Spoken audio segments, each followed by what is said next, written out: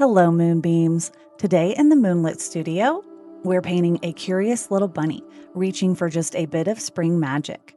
This is a simple watercolor and ink piece, perfect for slowing down and enjoying the process. Welcome to Moonbeam Jellyfish, where artistry creates magic. I'm beginning by outlining my drawing with a waterproof liner. You don't have to outline first, but I like to do this step so I can erase my pencil lines before adding watercolor. I'm keeping my lines soft and sketchy, letting them break and vary naturally for a more illustrative feel. I also like to switch between different pen sizes. Those subtle changes in line weight add a lot of life to the piece. I really enjoyed creating this painting. Ink and wash paintings have such an illustrative quality, and they feel a bit more approachable and less intimidating to dive into. And if you're curious about the supplies I'm using, I've listed everything in the description below.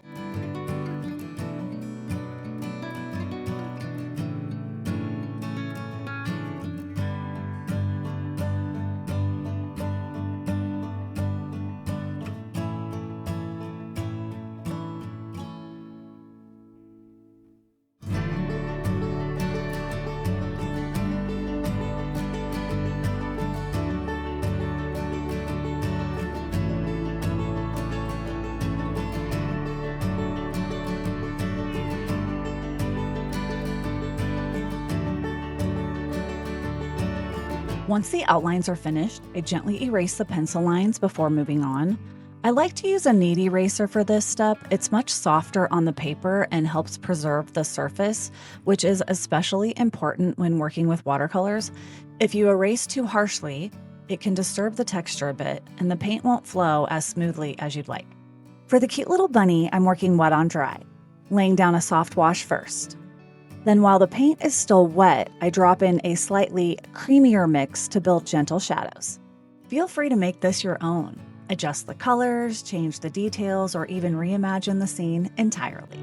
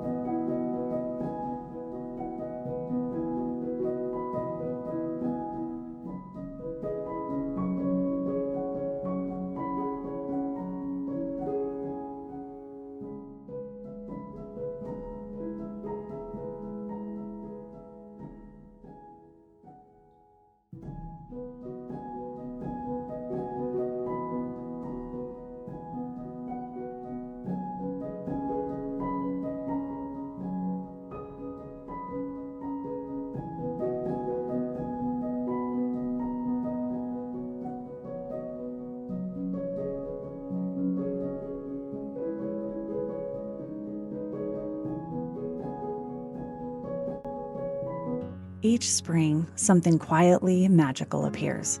Little bursts of color hanging just within reach. When painting the eggs, I'm using a wet-on-wet technique. I start by wetting the surface with clean water, then drop in a creamy consistency of paint. You'll notice the color softly spreading. That's how I know I have the right amount of water. I guide the paint in one direction, letting it move naturally across the shape. Once the area is filled, I add a bit more pigment for soft shadows. and then lift small areas with a damp brush to create highlights. And if any paint begins to pool, I'll gently lift it with a dry brush.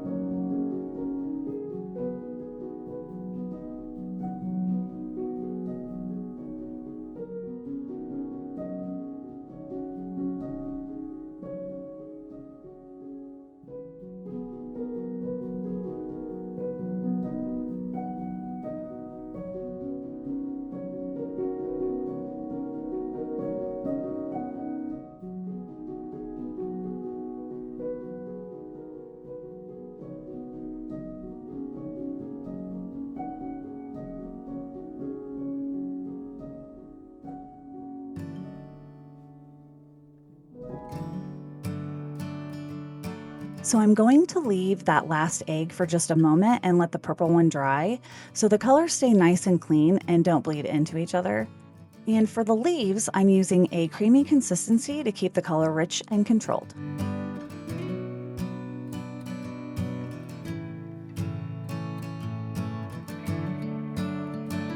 Next, for the grass, I return to wet on wet, wetting the paper first, then dropping in 2 shades of green to create a soft, natural variation.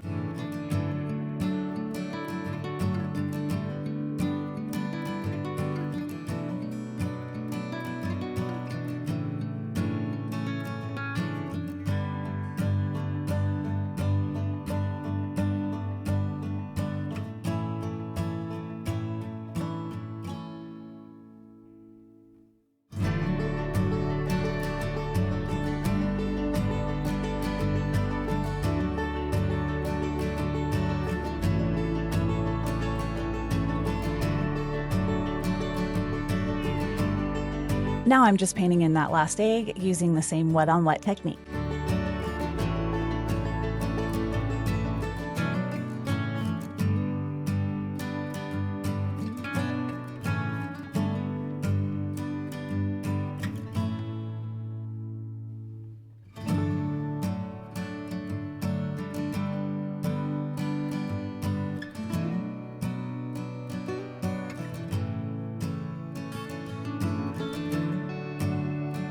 I'm painting the branches with a creamy consistency as well, guiding the paint in one direction.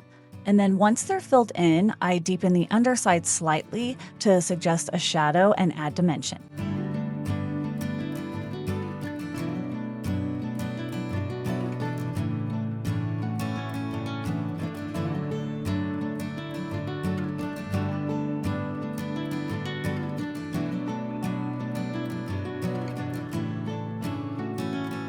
No one ever sees them arrive.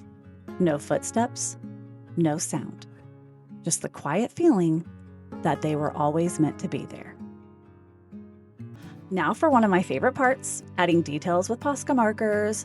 This is a wonderful place to let your imagination wander and have a bit of fun. The bright colors really bring the eggs to life. I also use them to add color to the eyes, ears, nose, and the ribbons.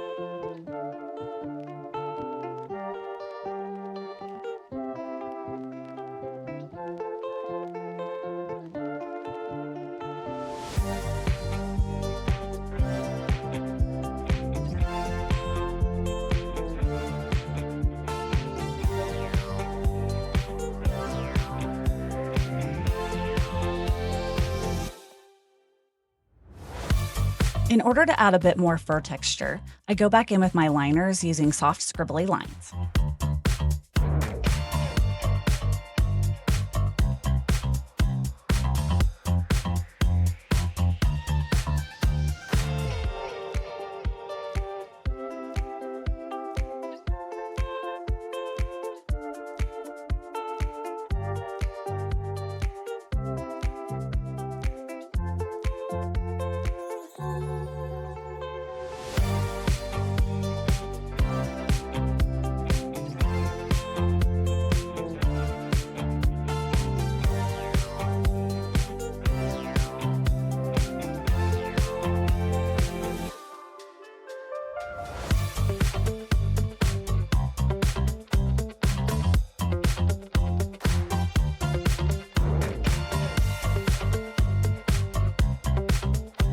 I also decided to add a few sketchy lines under the bunny to enhance the shadow and kind of have it be cohesive with the rest of the painting. You'll have to let me know in the comments what we should name this little guy. I'm not sure yet.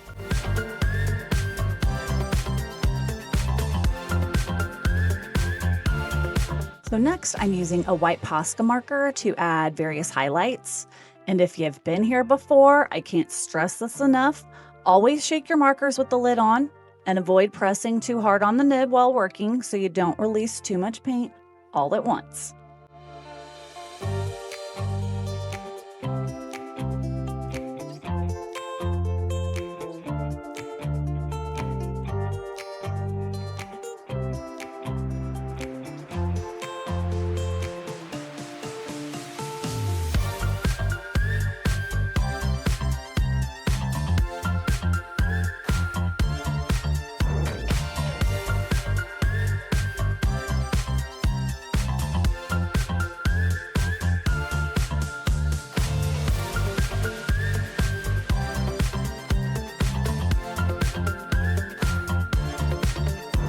I hadn't decided if I was going to add a background to this painting when I started, but I felt like it needed a little something else. So I wet the paper first, then added a soft blue wash, carefully painting around the subjects. And while it was still wet, I used a crumpled paper towel to lift out areas, creating soft cloud-like textures. You could also add a little splatter, and no, I love the splatter.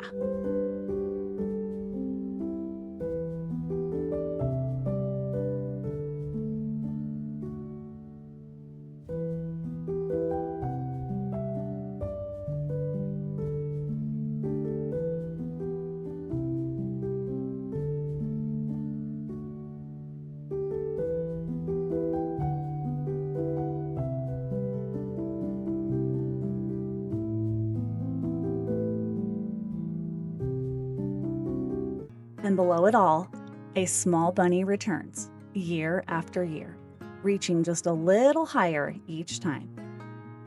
Not to hold the magic, but simply to feel close to it.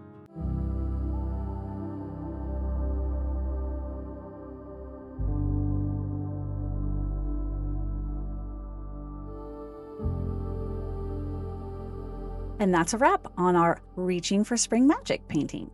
If you'd like to take this a step further, I have an extended lesson over on Patreon where we draw the bunny and eggs together and explore adding colored pencil details. Thank you so much for spending this time with me in the studio today. Until next time, stay luminous and keep creating magic.